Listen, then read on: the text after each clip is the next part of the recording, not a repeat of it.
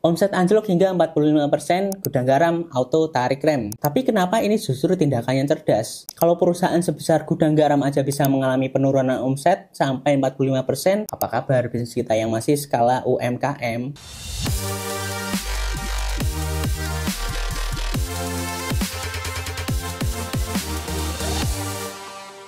Bulan Mei 2024 lalu, publik dikejutkan oleh laporan keuangan gudang garam. Menurut dari laporan tahunan yang dikutip CNBC Indonesia dan Kontan, omset gudang garam turun drastis. Ini bukan penurunan biasa. Angka penjualan sempat tembus 83,3 triliun pada tahun 2021, tapi terus merosot hingga tinggal sekitar 40-50 triliun di 2023. Apakah mereka panik? Justru tidak. Gudang garam mengambil langkah yang jarang dilakukan banyak pebisnis ketika sedang kalah angin. Bukan tancap gas, tapi menginjak rem. Tapi bukan rem panik, ini rem yang terukur dan strategis. Mereka melakukan 3 hal penting. Memangkas pembelian bahan baku secara signifikan, mengelola stok secara ketat agar tidak ada penumpukan, menahan produksi di saat demand pasar sedang lesu. Semua ini dilakukan bukan atas dasar insting semata, tapi berdasarkan analisis data keuangan internal yang kuat. Langkah ini penting untuk menghindari jebakan yang sering dialami bisnis. Overproduksi plus overstocking sama dengan overcost. Dan faktanya, banyak pemilik usaha tidak sadar bisnisnya sedang bocor karena tidak pernah benar-benar membaca angka keuangan. Omset masih ada, aktivitas terlihat sibuk, tapi rekening makin tipis. Mereka tidak sadar bahwa keuangan mereka sudah memberi sinyal krisis sejak lama. Itulah yang membedakan bisnis yang bisa bertahan dengan yang tidak. Gudang garam paham cara membaca sinyal-sinyal dari laporan keuangan. Baliknya, banyak pemilik usaha lain terlalu fokus ke omset, padahal yang lebih penting adalah arus kas dan efisiensi biaya. Hal serupa juga pernah dialami CEO kami sendiri, Pak Deddy Sidarta dari The Consulting Group. Dulu bisnisnya terlihat baik-baik saja, orderan masuk, omset naik, tim berkembang, tapi saat masuk momen pembayaran gaji dan THR, ternyata dana tidak cukup. Bayangkan, sudah kerja keras 1 tahun penuh, tapi ketika harus membayar hak karyawan malah kebingungan. Ternyata masalahnya bukan di sales, tapi karena tidak terbiasa membaca dan menganalisis rasio keuangan dan arus kas. Dan disinilah titik baliknya dimulai. Beliau mulai membangun sistem keuangan yang bisa memberi sinyal dini saat ada kebocoran, menyusun struktur biaya yang efisien,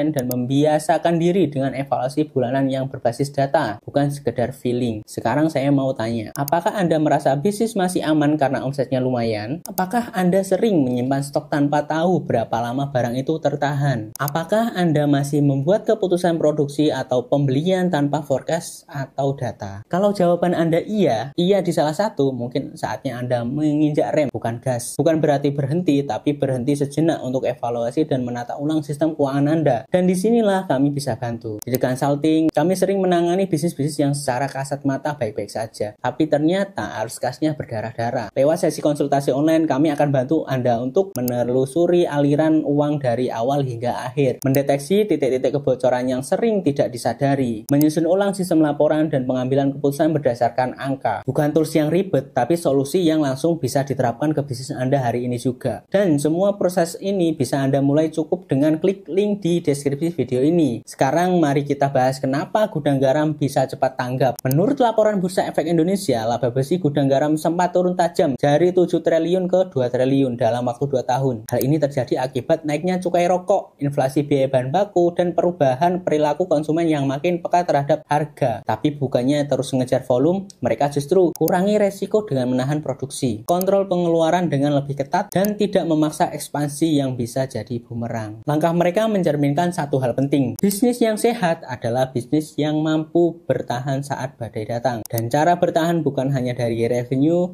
tapi dari kemampuan mengendalikan biaya. Di sisi lain, banyak pemilik bisnis skala menengah dan UMKM yang terlalu percaya diri. Mereka berpikir, omset saya stabil kok, harusnya aman. Tapi seringkali yang terjadi adalah biaya produksi membengkak. Karyawan bertambah tanpa arah kerja yang jelas, pembelian bahan baku tidak berdasarkan data penjualan. Dan laporan keuangan hanya jadi arsip, bukan alat navigasi. Tanpa sadar, bisnis seperti ini hanya tinggal menunggu waktu. Jadi, daripada menunggu alarm kebakaran baru sadar ada api, lebih baik mulai cek kesehatan bisnis sekarang juga. Kalau Anda ingin lebih dalam belajar bagaimana membaca laporan keuangan, mengendalikan biaya, dan membangun sistem bisnis yang bikin tenang, buku Strategi Mengolah Bisnis Tanpa Stres adalah bacaan yang sangat kami rekomendasikan. Buku ini ditulis langsung oleh Pak Deddy Sidarta, berisi pengalaman dan strategi nyata membangun bisnis dari nol, menghadapi berbagai krisis, hingga membentuk sistem yang bikin bisnis tetap waras, bahkan saat tekanan tinggi datang. Isinya praktis, ringan, dan penuh insight. Cocok untuk pemilik bisnis yang ingin mulai membenahi diri dari dalam. Link untuk akses bukunya ada di deskripsi video ini. Klik sekarang dan mulai perjalanan Anda untuk membangun bisnis yang lebih sehat, lebih efisien, dan tetap membuat Anda tidur nyenyak setiap malam. Terima kasih sudah menonton. Jangan tunggu sampai bisnis Anda terjebak krisis untuk memulai bertindak. Belajarlah dari gudang garam dan mulai dari langkah kecil hari ini. Sampai jumpa di video edukasi bisnis berikutnya.